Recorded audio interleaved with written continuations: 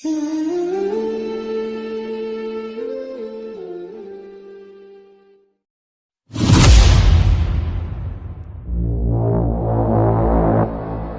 আমার সাথে কথা বলতেই হবে। আজকে আমার সাথে কথা না বলে আমি যেতেই দেব না। যাই গিয়ে কথা বলে আসি। আসসালামু আলাইকুম। ওয়ালাইকুম সালাম ও রহমতুল্লাহ। হুজুর, আপনি কি আমাকে পছন্দ করেন?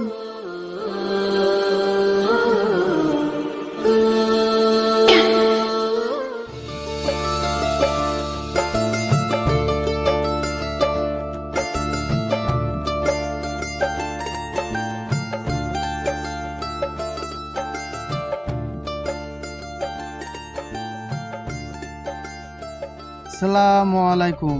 ওয়ালাইকুম সালাম ও রহমতুল্লাহ। হুজুর, আপনাকে আমার খুব ভালো লাগে। আপনি এত সুন্দর কোরআন তিলাওয়াত করেন।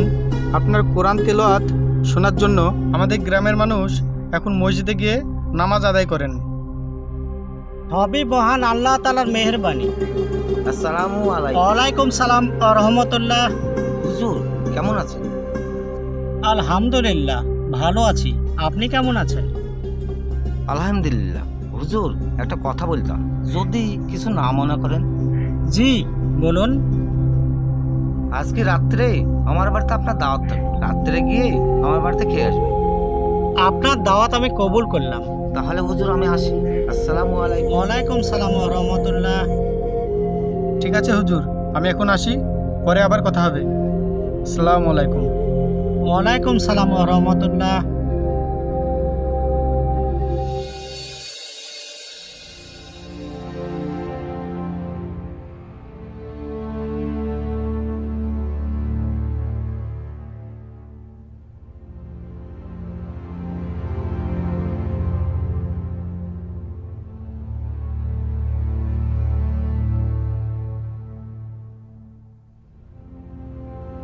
ভাইয়া, একটা কথা বলতাম।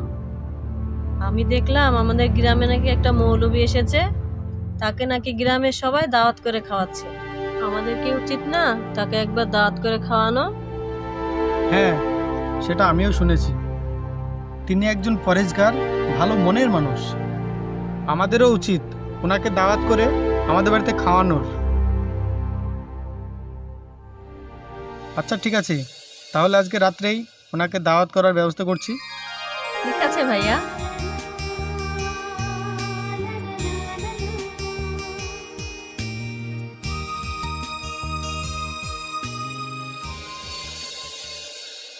আসুন হুজুর, আসুন আসুন, বসুন।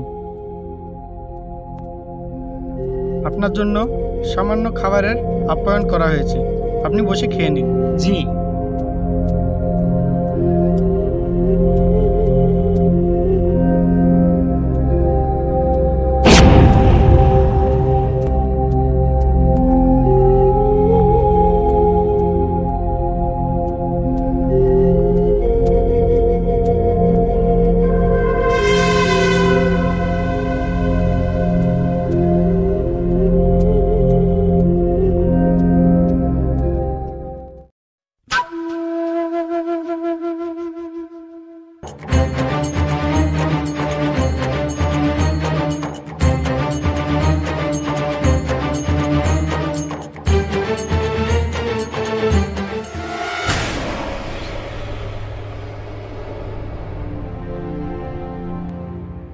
আল্লাহ পাক রাব্বুল আলামিন আপনার ঘরে আমার রিজিক রেখেছিলেন, তাই এত সুস্বাদু খাবার খেতে পেরেছি।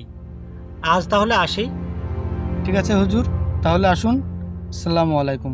ওয়ালাইকুম সালাম ওয়া রাহমাতুল্লাহ।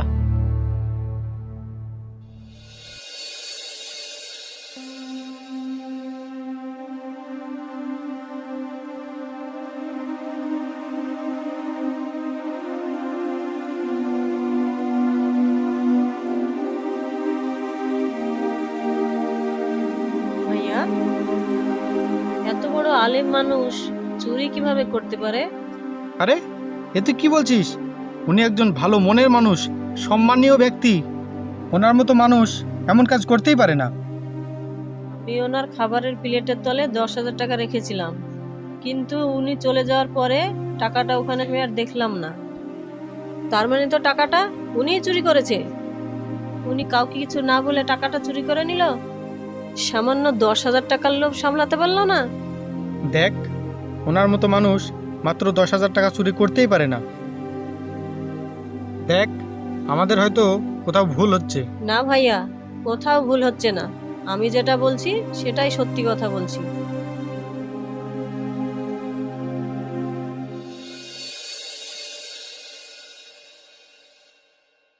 ভাইয়া, 1 বছর হয়ে গেল আমরা কিন্তু আগের হুজুরকে দাওয়াত করে খাওয়াইনি। তাহলে কি হুজুরকে আমাদের দাওয়াত করে খাওয়ানো উচিত না?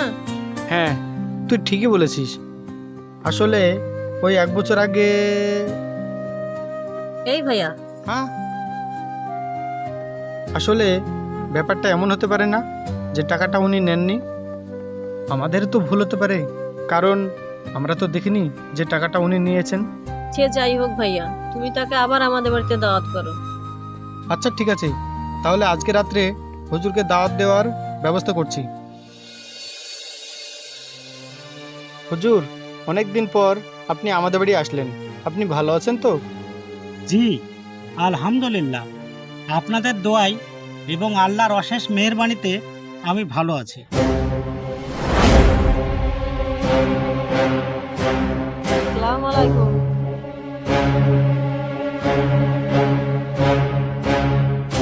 ওয়ালাইকুম সালাম ওয়া রাহমাতুল্লাহ।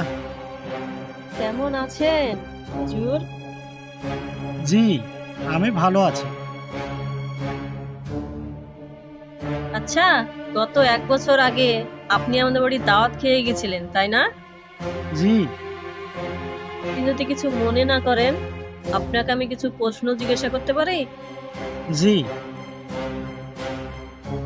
আপনি যখন আমাদের বাড়িতে দাওয়াত খেয়ে গেছিলেন, আপনার প্লেটের নিচে 10,000 টাকা রাখা ছিল।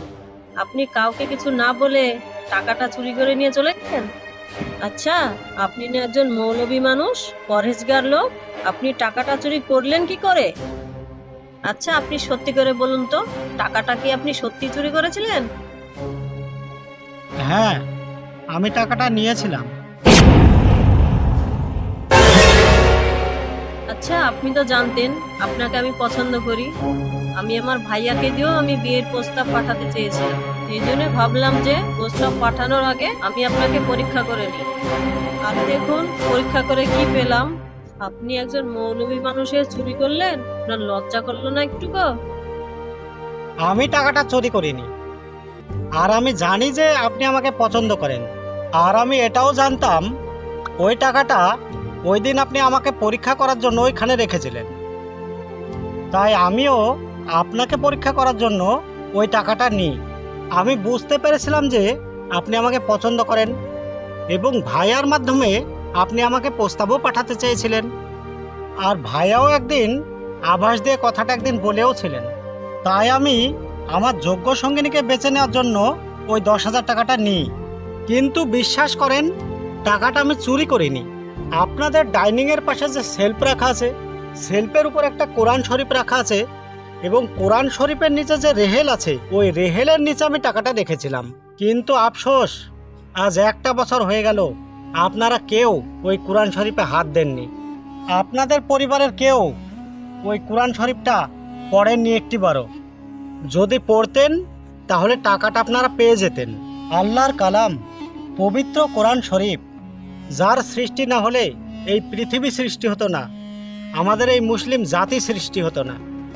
যেই ঘরে কোরআন শরীফ পাঠ করা হয় না, সেই ঘরকে বলা হয় মৃত ঘর। আল্লাহ পাক বলেছেন, তোমাদের মধ্যে সর্বোত্তম ওই ব্যক্তি যে নিজে কোরআন মাজিদ শিক্ষা করেন এবং অপরকে শিক্ষা দেন। আপনাদের মধ্যে সেই শিক্ষাটা নেই। আপনাদের তো বাবা মা নেই, তাই না? তারা কি পাচ্ছে বলুন তো? পৃথিবীতে সুসন্তান রেখে গেলে তাদের দোয়াগুলো বাবা মারা পায়।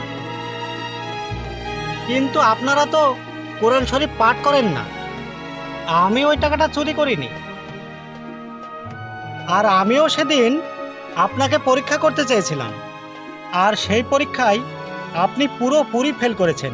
একটি বারের জন্য কোরআন শরীফ পাঠ করেননি, কিন্তু প্রতিদিনই আলমারি, ফ্রিজ, টিভি এগুলো পরিষ্কার করেন, কিন্তু কোরআন শরীফের উপরে যে গ্লাভসটা রাখা আছে সেটাও কোনোদিন পরিষ্কার করেন না।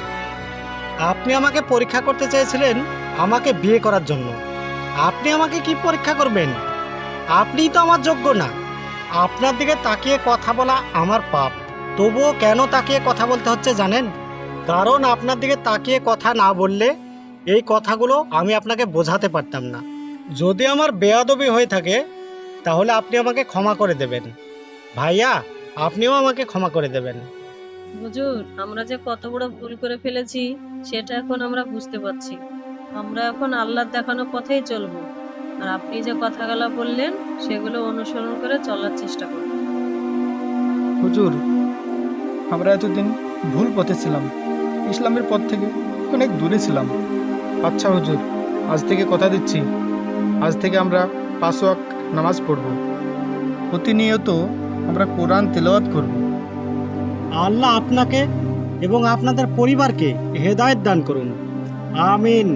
আমিন। আমিন।